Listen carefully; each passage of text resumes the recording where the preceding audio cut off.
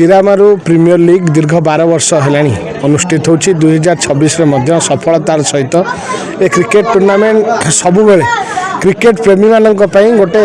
उत्कंठा एवं तांको भितरे गोटे बहुत आग्रह सहित अपेक्षा करि चिरामारू प्रीमियर लीग रे केमते अंशग्रहण करेंगे किंतु चिरामारू प्रीमियर लीग रो विशेषत्व होउछि ए अंचल प्रत्येक गुरुजन मानकर ए क्रिकेट टूर्नामेंट प्रति सहयोग रही युवक मानकर परिश्रम सहित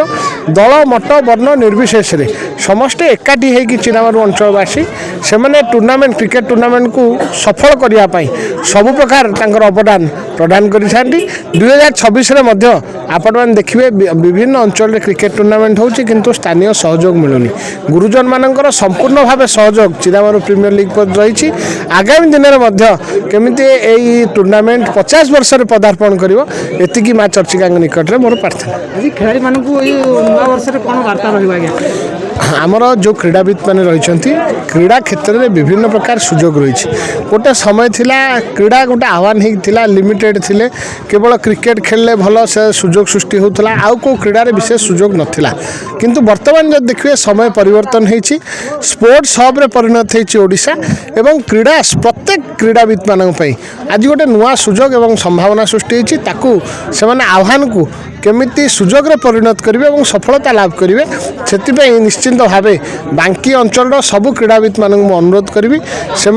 काय मन वाक्य जदि कठिन परिश्रम करेंगे एकाग्रतार सहित परिश्रम करेंगे सुजोग आसी पहुँचे और जीवन में सफलता अर्जन करेंगे। रेवती जेना नरगांग पंचायत सरपंच आज प्रीमियर क्रिकेट लीग कार्यक्रम होता आज्ञा आज जो सीपीएल टूर्नामेंट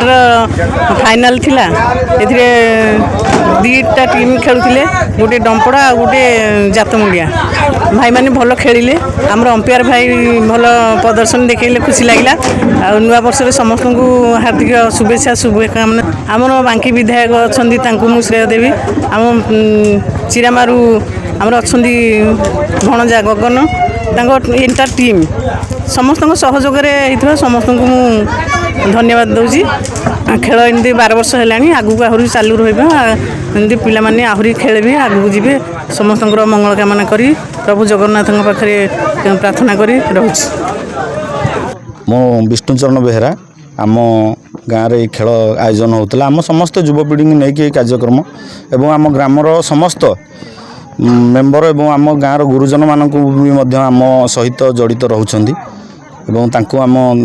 सीपीएल टूर्नामेंट तरफ अशेष अशेष धन्यवाद ज्ञापन कर कार्यक्रम जो होची केते वर्ष रे पहुंचलानी वर्तमान आमर 12 वर्ष रे पहुंची ए सीपीएल टूर्नामेंट